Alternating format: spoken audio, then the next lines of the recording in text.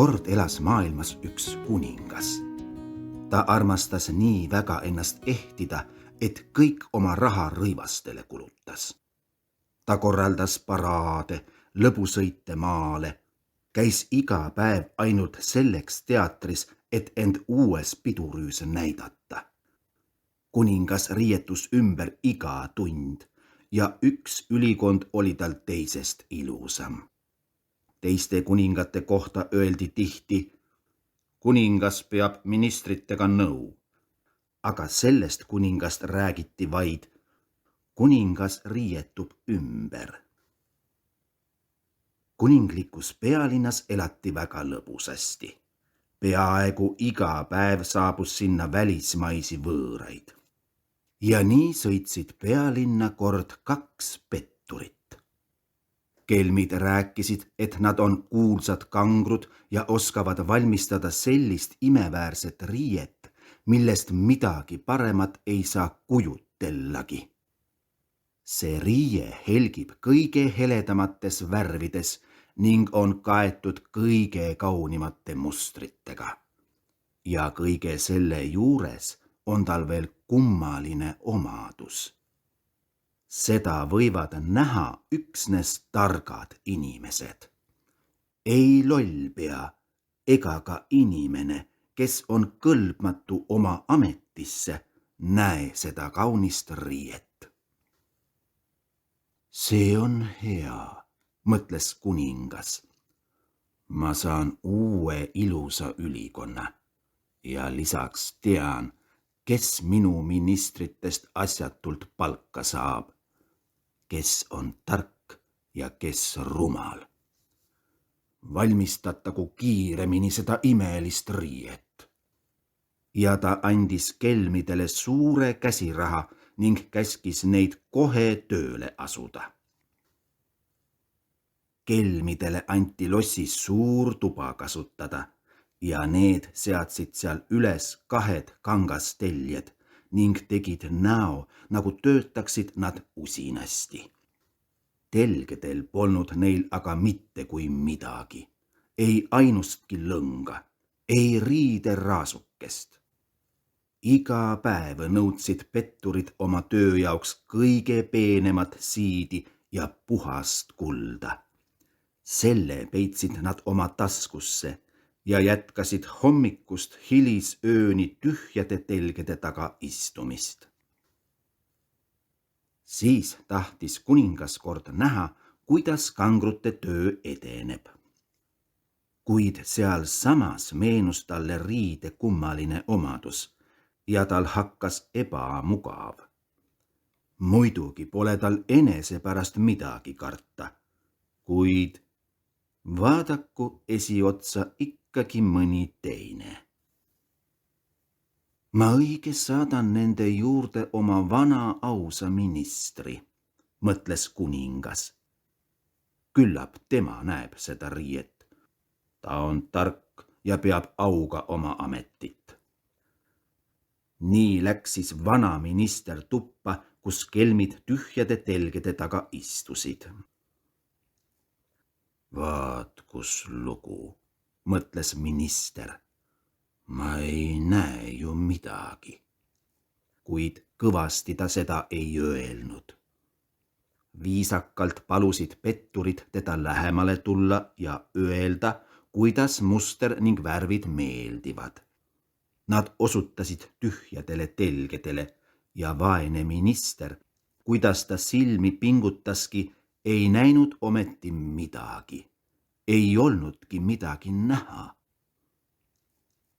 Olen ma siis tõesti lollpea, sosistas minister. Noh, seda poleks ma kunagi arvanud. Hoidku jumal, kui keegi sellest teada saab. Aga vahest ma ei kõlba oma ametisse. Ei, mitte kuidagi ei tohi tunnistada, et ma riiet ei näe. Miks te meile ometi midagi ei ütle, küsis üks kangrutest. Oo, see on väga kaunis, vastas vana minister, vahtides läbi prillide tühje kangastelgi. Muster on ilus ja värvid suurepärased. Ja ma teen kuningale ettekande, et teie töö mulle väga meeldis. See rõõmustab meid, ütlesid kelmid ja hakkasid üksteise võidu riide mustreid kiitma. Minister kuulas väga tähelepanelikult, et seda kõike pärast kuningale korrata. Ja nii ta tegigi. Sellest päevast peale hakkasid petturid veel rohkem siidi ja kulda nõudma. Kõik nende taskud olid täis kalleid kaupu. Töö peale ei kulutanud nad aga ainsatki niidikest. Mõne päeva pärast saatis kuningas kangrute juurde teise ministri.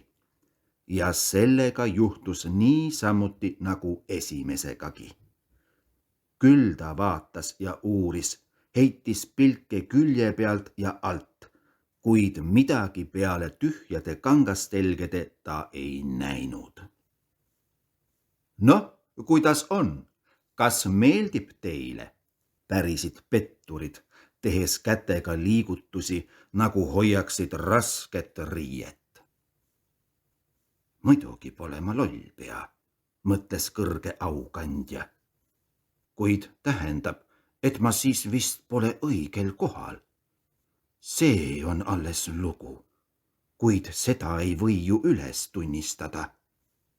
Ja ta hakkas kiitma riiet, mida ei näinud, ning vaimustus imetaolistest mustritest, mida polnud olemaski.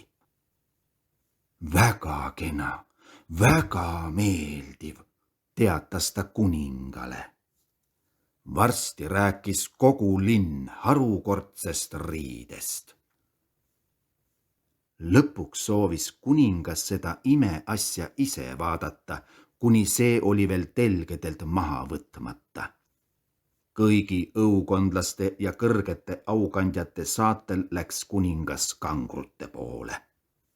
Kuninglikus saatjaskonnas olid ka need 2 ministrit, kes olid juba petturite juures käinud.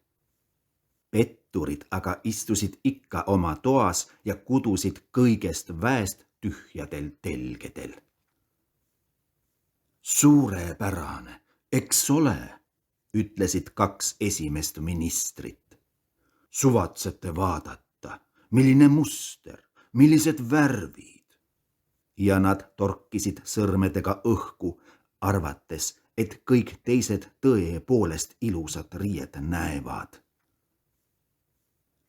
Mis see tähendab, mõtles kuningas. Ma ei näe midagi. Kuid see on ju hirmus. Kas olen ma tõesti lollpea? Või vahest ei kõlba ma kuningaks? See oleks kõige hullem lugu. Kuid kõvasti ütles ta. O jaa, see pole sugugi paha. Väärib täielikult minu heakskiitu. Ja kuningas noogutas rahuloleval ilmel pead. Kuninglik saatjaskond vahtis silmad pärani, kuid ei näinud oma käskijast rohkem. Ja õukondlased kordasid ometi ühel häälel. Oo, see on suurepärane. See on vaimustav. Ning soovitasid kuningale sellest enesele rõivad lasta õmmelda eelseisva piduliku rongkäigu jaoks. Kuningas annetas petturitele aumärke ja õukonna kangru tiitli. Kogu öö enne pidustusi istusid petturid oma töö juures ja põletasid üle 16 küünla. Nad teesklesid, et võtavad riide telgedelt ja lõikavad seda suurte kääridega.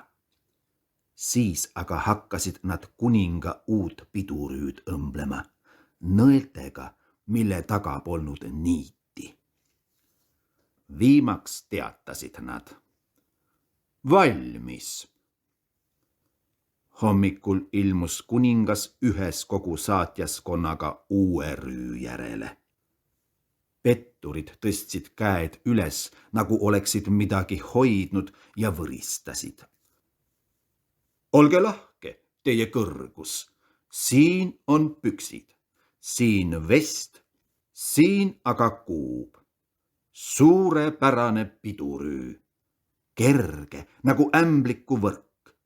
Te ei tunnegi, et olete ta selga pannud. Jaa, rääkisid õukondlased, kuid ei näinud midagi ja ega olnudki midagi näha. Suvatsege nüüd lahti riietuda ja asuda siia suure peegli ette, ütlesid petturid kuningale. Me rõivastame teid. Kuningas võttis vana rüü seljast ja petturid hakkasid teda ehtima.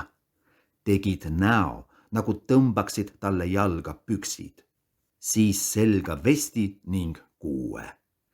Nad teesklesid, nagu paneksid kinni nööpe, seoksid paelu. Siis aga tegid laia haardelise käe liigutuse, nagu oleksid heitnud kuninga õlgadele kuningliku mantli. Kuningas aga keerles peegli ees ja vaatles end küll eest, küll tagant. Kuidas see riietus kuningale sobib, kui oivaliselt see istub, sosistasid õukondlased. Milline muster, millised värvid, ülitore pidurüü. Tema kõrguse baldahiin on ukse ees, teatas ülemtseremoonia meister. Ma olen valmis, ütles kuningas. Kas need rõivad mul hästi istuvad? Ja ta astus peeglile lähemale ning silmitses ennast veel kord pealaest jalatallani. Kõik pidid ju nägema, et ta tähelepanelikult oma pidurüüd vaatleb. Kammerhärrad, kelle kohuseks oli kanda kuninglikku mantli sleppi, teesklesid, nagu kergitaksid nad midagi põrandalt ja astusid kuninga järel käed ette sirutatud. Nad ei tohtinud näidata, et midagi kanda pole. Ja siis hakkas rongkäik liikuma. Kuningas astus uhke baldahiini all. Tänavail tunglev rahvas aga rääkis. Milline pidurüü, missugune tore mantel, kuidas need rõivad kuningale sobivad. Mitte ükski inimene ei tunnistanud, et ta midagi ei näe.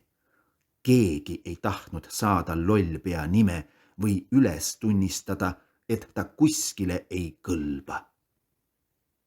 Aga äkki hüüdis üks väike poiss. Kuningas on ju alasti. Kuulake, mida räägib süütu laps, ütles tema isa. Laps on laps. Tema sobib alati oma kohale. Tähendab, ta räägib tõtt. Ja kõik hakkasid sosinal kordama. Kuid see on ju tõsi. Kuningas ongi alasti. Alasti, kuningas, alasti, hakkas kogu rahvas äkki valjusti karjuma. Ja kuningal hakkas jube. Pole võimalik, et kõik oleksid lollid, mõtles ta. Tähendab, et mind on petetud ja ma olen tõesti alasti. Kuid mis parata, peab minema edasi. Ja alasti kuningas astus veelgi majesteetlikumalt oma baldahiini all. Kammerhärrad aga läksid ta järel ja kandsid sleppi, mida polnud olemas.